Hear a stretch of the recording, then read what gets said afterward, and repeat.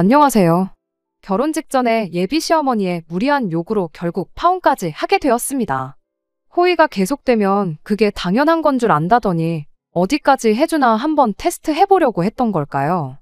결혼을 약속했던 남자친구는 제가 어릴 적부터 알고 지냈던 사이였어요. 동네가 워낙에 좁았다 보니 가족들끼리도 서로 얼굴 정도는 아는 사이였습니다만 그렇게 가까운 사이는 아니었죠. 학교다 뭐다 해서 저도 남자친구와는 거의 연락도 주고받지 않는 사이가 되었고, 대학 가면서 저희 가족들까지 같이 이사를 가게 되면서 아예 연락도 끊어지게 되었어요.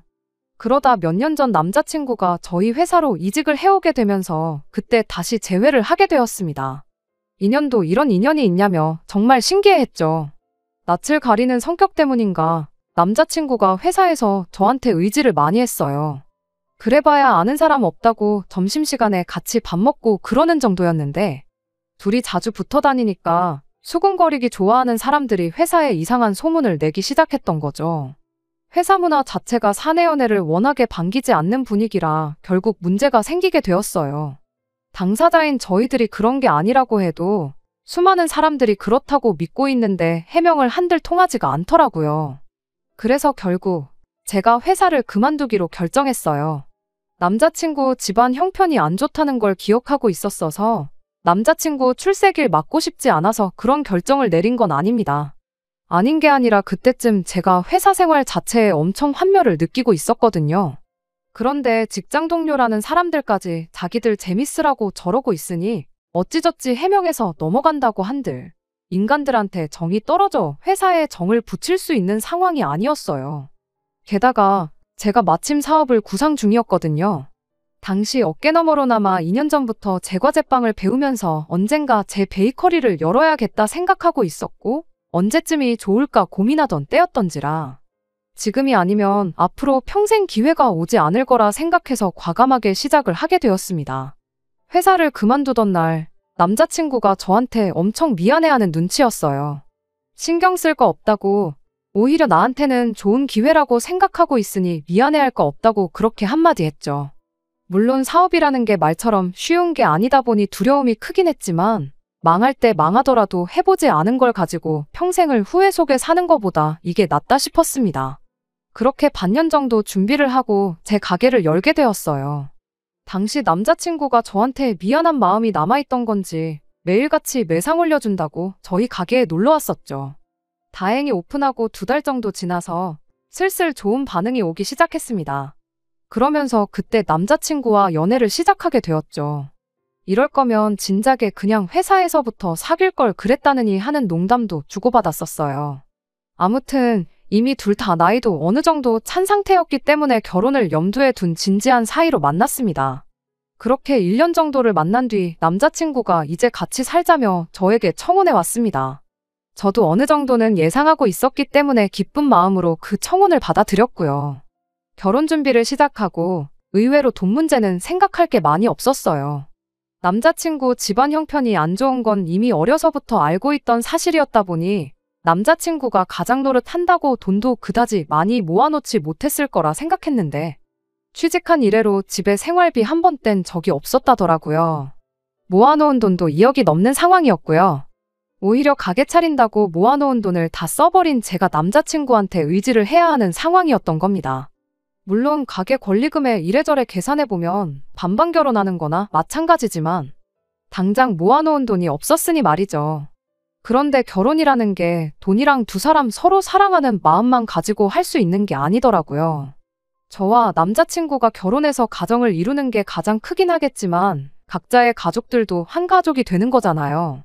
그런데 하마터면 제 시어머니가 될 뻔했던 남자친구의 어머니가 아주 문제였어요. 어렸을 때 한 동네 살았고 동네가 좁았지만 남자친구네 어머니가 저희 집은 물론이고 다른 집들과 잘 못 지냈던 이유가 하나 있어요. 어려운 가정 형편도 그렇지만 그 집 소문이 참 안 좋았었거든요. 당시 남자친구의 어머니는 남자친구 아버지와는 별거 상태였습니다. 그리고 그때 당시 남자친구 어머니 집에 들락거리는 분이 계셨다고 해요. 사람들이 알기로는 그게 남편, 그러니까 남자친구 아버지의 절친한 친구라고 알고 있었고요. 심지어 가정도 있었다 하니 얼마나 소문이 안 좋았겠나요. 남편 절친과 눈 맞은 것도 모자라 이젠 살림까지 차려놓고 첩질을 한다나 뭐라나요. 그런데 그게 다 오해였습니다. 사실 절친의 배우자랑 바람이 난 건 아버님이었고 그때 당시 그분은 원만한 합의를 위해 어머님 댁에 들락거렸던 거였대요. 이혼하면서 양육비며 재산분할이며 다 받아서 그 뒤로 쭉 혼자 몸으로 남자친구를 키우셨다네요. 다만 어머님이 그 양육비와 분할받은 재산을 믿고 직장을 따로 구하지 않은 게 문제였던 거죠. 남자친구가 대학교에 진학하면서부터는 학비 일부와 생활비를 직접 벌어서 썼답니다. 그런데도 불구하고 어머님이 모아놓은 돈이 거의 안 남은 상황이 찾아와서 전세금을 빼서 이모님 집으로 들어가서 살고 있는 상황이라나요. 어머님한테 얽힌 비하인드 스토리를 듣고 나니 무슨 한편의 드라마를 보는 것 같아서 잠깐 넋을 놓고 들었습니다. 그래도 어떤 부분은 다행이라고 생각했지요. 남자친구가 그만큼 모아놓은 걸 보면 어머님이 자식 손을 벌리고 그러는 상황은 아니었으니까요. 아들이 취직을 했으니 생활비를 요구했을 법도 한데 불편하더라도 자식 손 안 벌리겠다고 이모님 집에 들어가 사는 게 어디냐 싶었죠. 남자친구도 그렇게 말했어요. 어머니는 계속 이모님하고 사실 것 같으니 크게 걱정할 필요는 없겠다고요. 그런데 직접 사람을 겪게 되니 상황이 생각했던 것처럼 돌아가진 않더군요.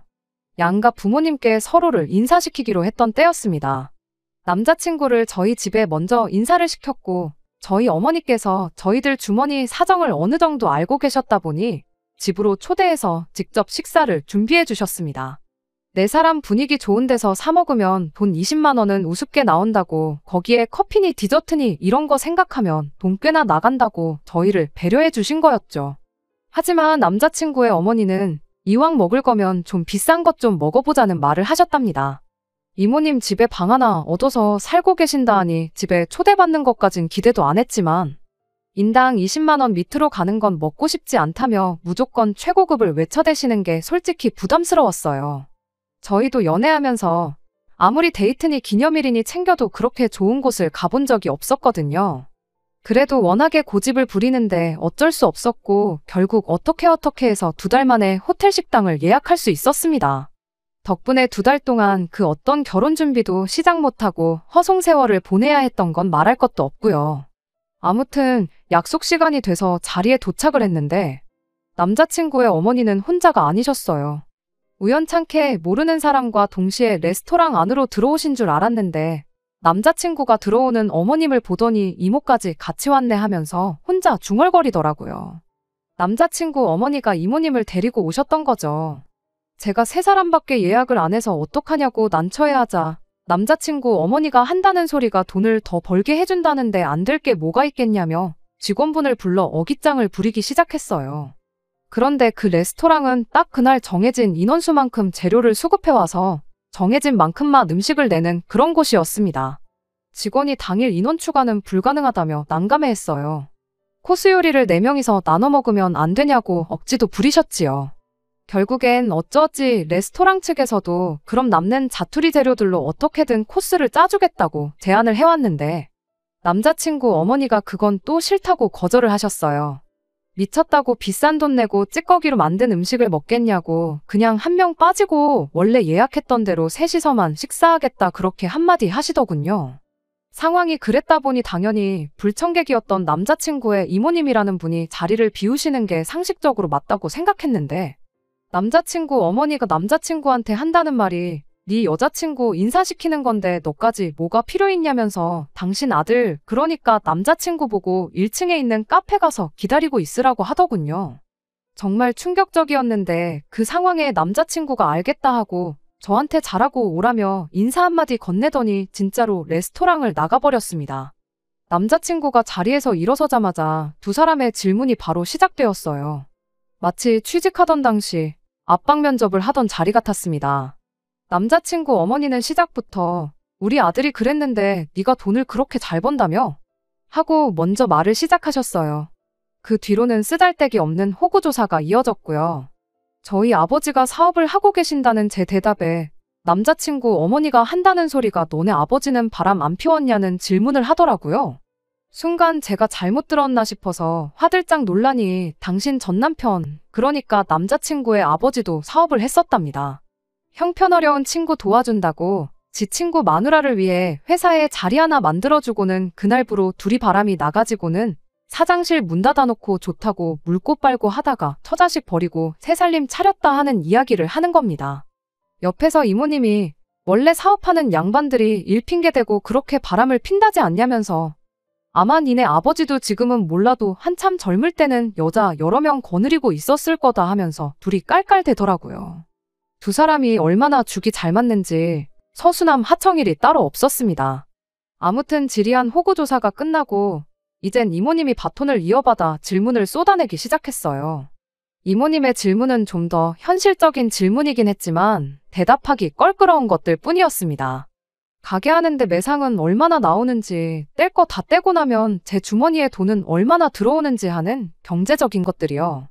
정확한 액수까지 듣고 싶어 하는데 아직 가게 오픈한 지 2년도 안 돼서 잘 모르겠다고 대충 얼버무리며 대답을 했습니다. 그랬더니 남자친구가 말하길 제가 엄청 돈을 잘 번다고 했다고, 결혼하고 나면 네 시어머니 용돈이랑 생활비는 넉넉하게 드려야 한다고 그렇게 말을 하는 거 아니겠어요? 그래서 양가 부모님에 대한 건 아직 남자친구랑 이야기 나눈 바가 없다고, 그 부분에 대해서는 상의를 한번 해보도록 하겠다 대답을 했더니 당신 주변에 사업하는 며느리를 둔 사람들이 좀 있는데 돈 많이 벌어봐야 세금으로 다 뜯긴다면서 회사 돈으로 차도 뽑아주고 생활비 쓰라고 월급 주는 것처럼 해서 200만 원씩 주고 그런다더라 하더라고요. 그렇게 하라는 게 아니고 그런 집도 있다고 알려주는 거라고 하는데 솔직히 제 귀에는 그게 차도 뽑아주고 생활비도 200씩은 보내라는 말로밖에 들리지가 않았습니다. 아무튼 그렇게 식사를 마치고 남자친구가 기다리고 있는 카페로 향했어요. 어차피 식사했으니 디저트도 해야 하고 남자친구도 같이 해서 이야기도 한 번 더 나눠야 하지 않겠냐고 했죠. 그런데 물어볼 거 다 물어봤는데 뭘 더 이야기를 나누냐며 요 앞에 백화점이 있던데 나온 김에 쇼핑이나 하고 가야겠다고 하더라고요. 그러시냐고 대답하고 조심히 들어가시라고 인사드렸는데 두 사람이 다리에 뿌리가 내린 것 마냥 제자리에 가만 서서 저를 쳐다보고 있는 거 아니겠어요? 먼저들 가시라고, 가시는 거 보고 저도 남자친구한테 가겠다고 했더니 이모님이 한다는 소리가 우리 며느님이 눈치가 너무 없다고 하면서 검지와 엄지를 동그랗게 말아서는 쇼핑도 다 돈이 있어야 하는 거 아니겠냐는 겁니다. 엉겁결에 두 사람 기세에 눌려서 저도 모르게 지갑을 열어봤어요. 인사드리는 날에 용돈을 드릴 것도 아니고 요즘 누가 현금을 가지고 다니겠나요? 지갑에 보니까 비상금으로 가지고 다니는 5만 원짜리 한 장밖에 없었어요. 그런데 제가 돈이 있네 없네 말하기도 전에 둘이서 먼저 제 지갑을 쓱 보더니 현금이 없으면 신용카드라도 내놓으라고 하더군요.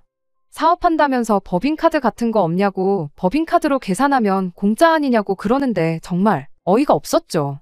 결국 쇼핑은 나중에 제가 두 분 모시고 가는 걸로 이야기를 하고 두 분을 먼저 집에 보내고 자리가 끝나길 기다리고 있었을 남자친구에게로 향했죠.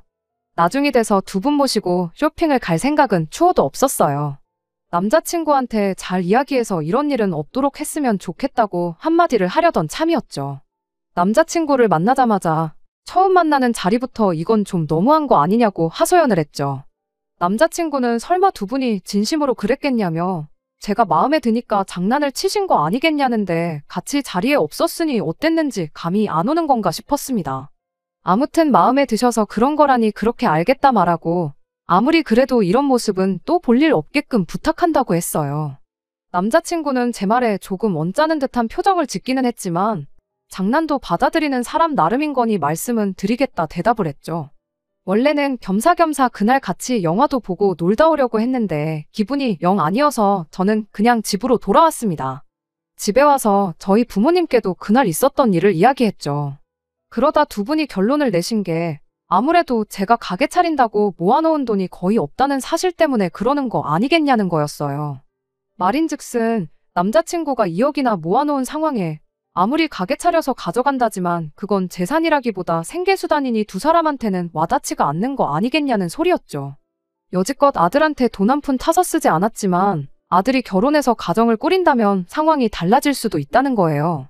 이대로 결혼했다간 주도권이고 뭐고 하나도 없이 시어머니가 달라는 대로 퍼주고 살 수도 있지 않겠냐는데 아닌 게 아니라 저희 부모님께서 안 그래도 제가 결혼한다고 집을 하나 해주고 싶으시답니다. 수도권에 5억짜리 아파트 하나 알아본 게 있으시다고 그거 해가면 그쪽 집에서 아마 찍소리도 못하지 않겠냐는 소리였죠. 원래는 모아놓은 돈 없이 가게 하나만 가지고 결혼을 할지언정 부모님 도움을 받을 생각은 없었어요. 그냥 형편 닿는 대로 남자친구 돈으로 전세 하나 구해서 차츰차츰 집을 넓혀나갈 계획이었죠. 남자친구도 자기 혼자 힘으로 다 해가는 건데 저도 똑같이 그러고 싶었거든요.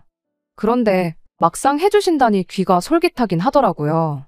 부모님께선 그냥 해준다는 집 받아다가 그 집에 살림 차리고 주도권 잡고 살라고 하셨는데 그렇게 되면 남자친구가 모아놓은 돈 2억이 그냥 놀게 되는 거나 마찬가지다 보니 차라리 그럼 두 사람 돈을 합치고 대출도 좀 받아가지고 아예 신혼집을 강남 인근으로 구하면 어떨까 하는 욕심이 생겼습니다. 그 편이 미래의 투자 가치도 있고 여러모로 제 가게나 남자친구 회사까지 접근성 면에서도 훨씬 좋았으니까 말이죠. 남자친구한테 전화로 이런 상황을 말해주고 어떻게 생각하는지에 대해 물었어요. 남자친구는 잠시 대답이 없다가 이런 이야기는 전화로 하는 것보다 만나서 이야기하는 게 좋지 않겠냐며 주말에 잠깐 가게 맡기고 시간을 낼 수 있느냐고 물어보대요. 그래서 그렇게 자세한 건 만나서 정하기로 이야기를 했습니다. 주말이 돼서 약속 장소에 제가 먼저 도착을 했는데 그런데 남자친구가 어머님은 물론이고 이모님까지 같이 모시고 온 거예요.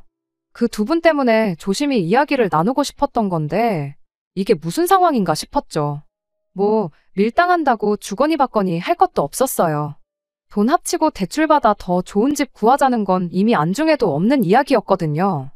두 사람은 자리에 앉자마자 다른 말도 꺼내지 않고 다짜고짜 너네 집에서 집을 해주면 그 집에는 당신들이 들어가 살면 참 좋겠다며 밑도 끝도 없이 본론부터 꺼내왔어요. 저희는 원래 계획한 대로 당신 아들 돈으로 집 구해서 거기서 일단 시작을 하라는 겁니다. 그러면 당신들이 저희 집에서 해준 집에서 몇 년 먼저 살다가 적당한 때가 오면 다시 집을 바꿔주겠다고 하는 거예요.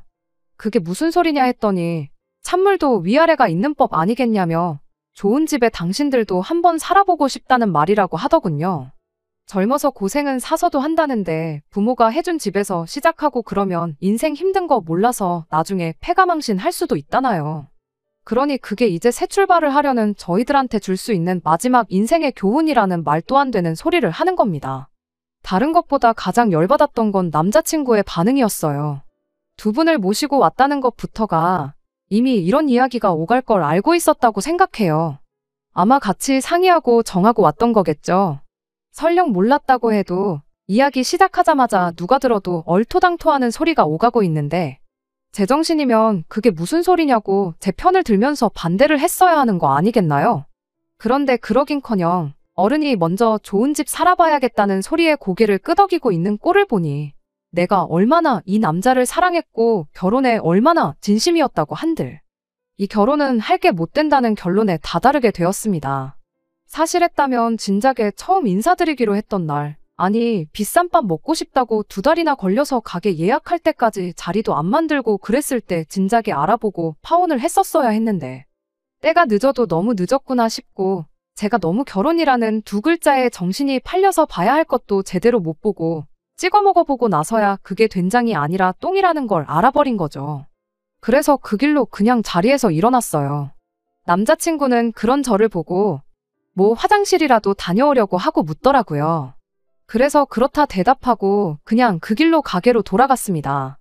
제가 카페를 나온 지가 10분인가 지날 때쯤 남자친구가 뭐 변비라도 있는 거냐고 어른들 계시니 대충 정리하고 나오라는 톡이 왔어요.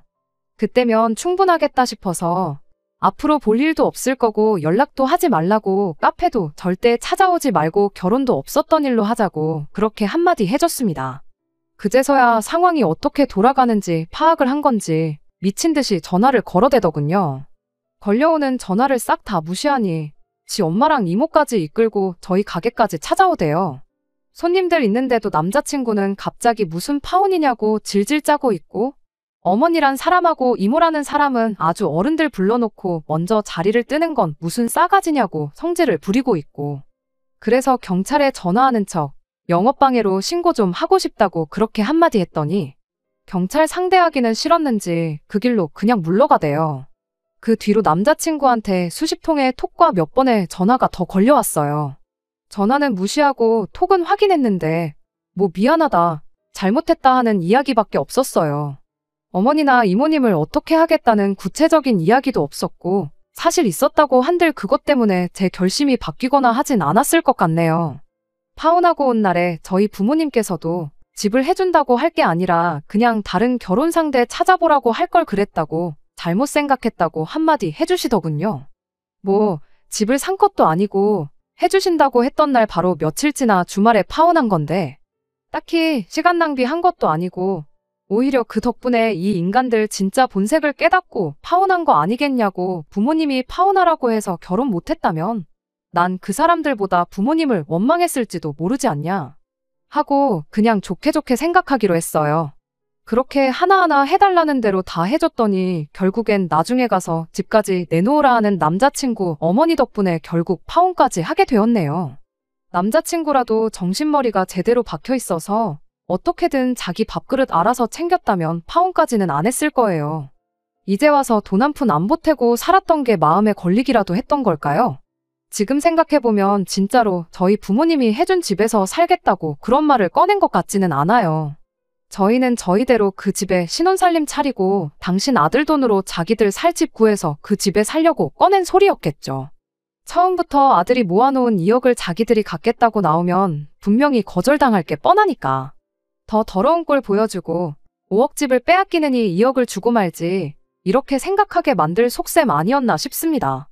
이모라는 사람하고 둘이서 한 세트로 다니는 이유도 따로 있었어요. 알고 보니 이모님이라는 분도 진작에 이혼당해서 혼자 살고 있었다고 하더라고요. 저는 이때까지 남자친구 어머니가 이모부님 계시는 집에 눈칫밥 먹으면서 같이 살고 있는 건 줄 알았거든요. 그런데 이혼당한 자매끼리 의기투합해서 같이 살고 있던 거였네요. 자매가 쌍으로 저런데 거지근성의 성질까지 더러운 건 유전이 아닐까요?